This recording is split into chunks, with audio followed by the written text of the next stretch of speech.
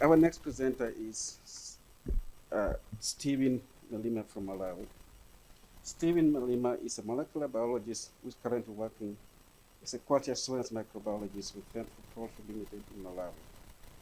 He has also previously worked with leading research institutions such as International Crop Research Institute of Semi-Arid Tropic Research and Tea Research Foundation of South Africa. School is served with the Catholic Mission for Justice, Peace, and he remains passionate about good governance, human rights, youth leadership, community development, and his communities. He co-founded for Initiative Rural Development and Youth Empowerment.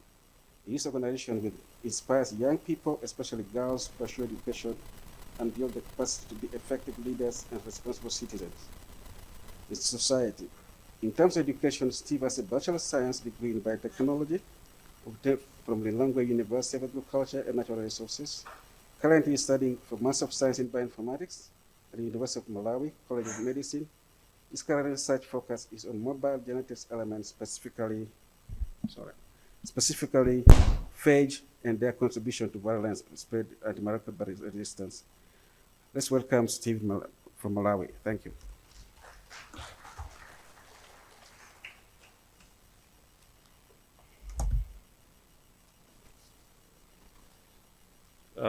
Good morning.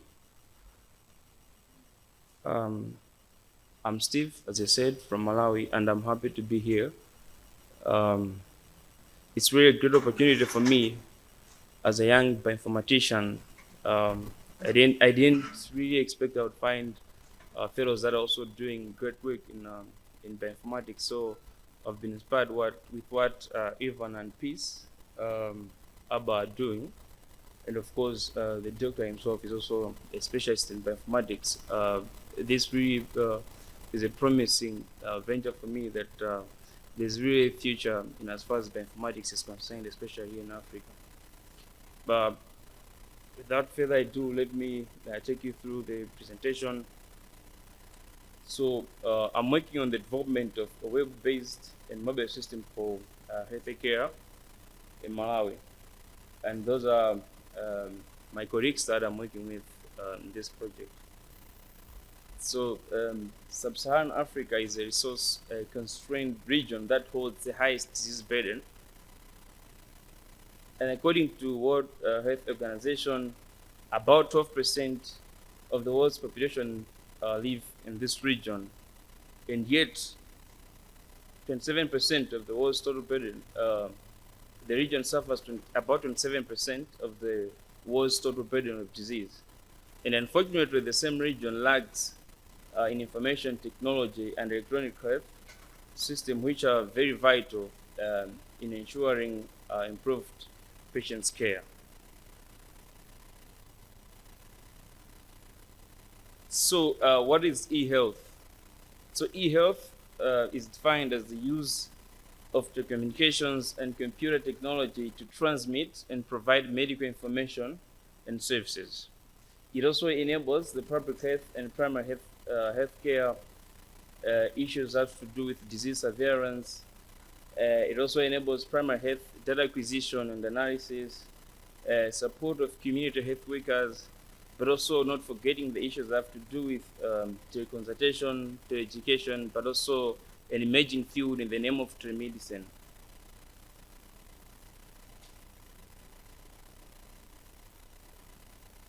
So why do we need e-health in Africa?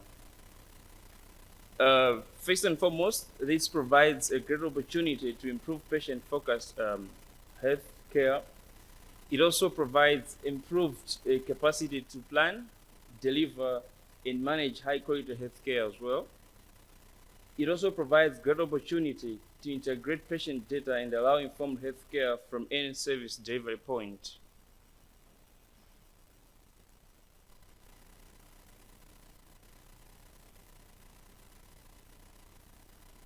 So here with me, I'll present the case study of eHealth in Malawi.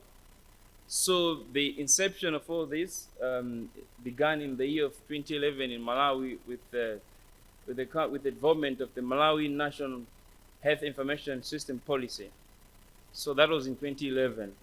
and this was to be a 4-year project that would run from 2011 up to 2016.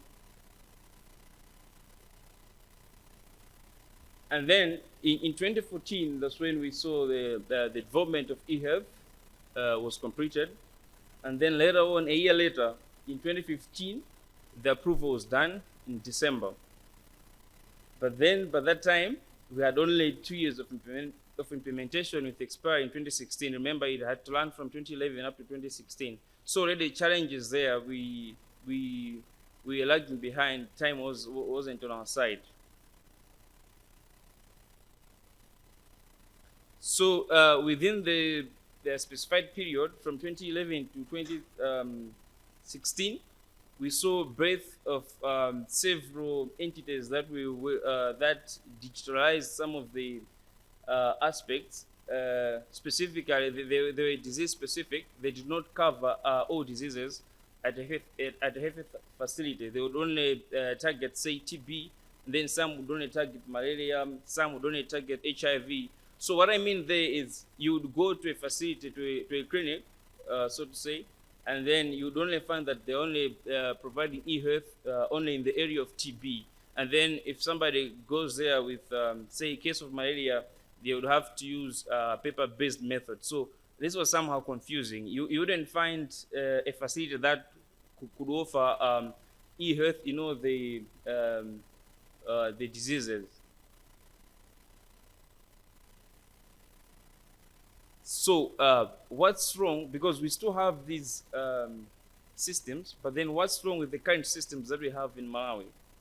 So the first challenge is that these health systems only cover a specific disease, as I've said. Right now, you've got systems that are only handling issues that have to do with HIV and AIDS, but then probably not TB. Others have just chosen to specialize in malaria. Others maybe in other diseases. You don't have the whole bunch of diseases being digitalized. And then there's also a lack of interoperability. Like these systems that we have, because they're different, and then they are so much disintegrated, and then they end up not talking to each other. So that really brings another big challenge. And then the average health project lifespan is 5 years. So I would say since the inception of the program in 2011, we had about 31 systems that were providing eHealth. But by the year of 2018, most of them had completely shut down due to lack of funding. They could not sustain their eHealth. So that's really a challenge. And then as I'm talking, the ministry now has no digital health solution which can cover all services provided at a health facility.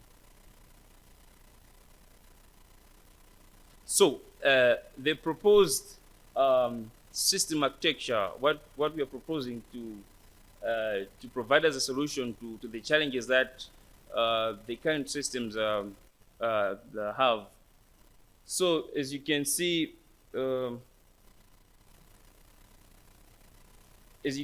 we're starting from there with the patient down there. So if the patient goes to the hospital, say for the first time, he needs to submit his data. There's always that kind of registration where you have to provide your personal details, and then your unique identifier, and then your medical history, but also sometimes there may be a need of family contact. So in personal details, these are the things that we're looking at: your name, the usual things that you provide on your health passport upon a visit to a clinic. And then unique identifier, it could be the national identification card or number, maybe some would use the driver's license, or whatever ID that would be appropriate to a particular country. And then the medical history would have things like the checkups, the surgeries that one have had in the past, the allergies, and then family unique medical history, vaccinations, and so on and so forth. And then on the family contact, you'd have the emergency family contact also. And then from there, after updating all this data, we would have to put them into a main server at that particular clinic. so that when you visit the hospital for the next time, when you have a next visit at the very same clinic, they shouldn't really struggle with you. They'll just pull your data from the main server in this um, from the main servers you can see there.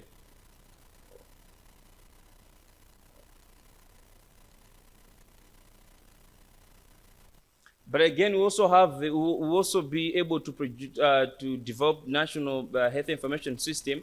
So the advantage of this is, so assuming you have a hospital, say in Entebbe, and then you visit it, so they get all your data in one place. The next time you fall sick, you choose to go to another hospital in Kampala. Now, because the information that you had provided way back at Entebbe was uploaded at National Health Information System, the next time you visit a different hospital in Kampala, upon giving out your unique identifier, the doctors at Kampala should be able to pull all your data from the National Health Information System, in as far provided it was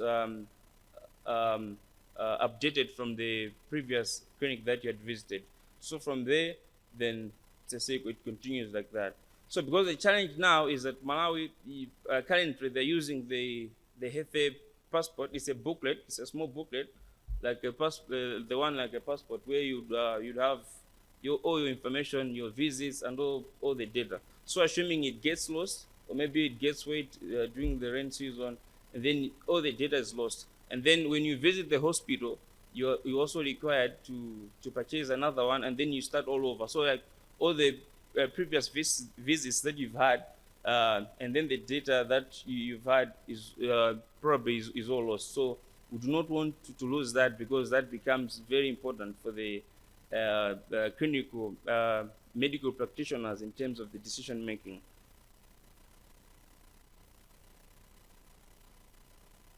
So as I said, so the system will save in both private and public hospitals. And then one thing that I didn't mention is that the kind of systems that we have only favor those people that have got the financial muscle, because they're very expensive.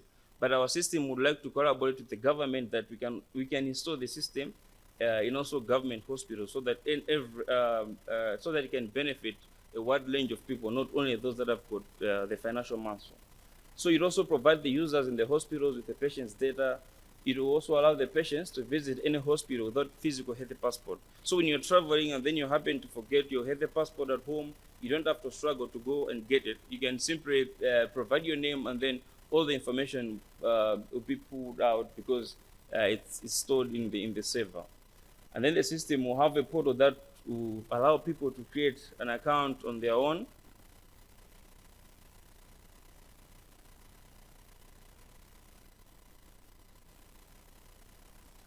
So this is what I just explained also in the systems infrastructure. And then to build the whole system, those are the languages that we're going to use, about 5 of them.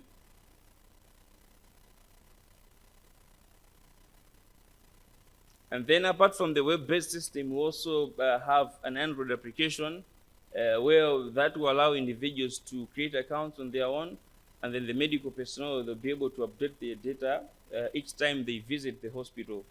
And then the system will be accessible in both local area network, but also wireless area network. Thanks for being a great audience.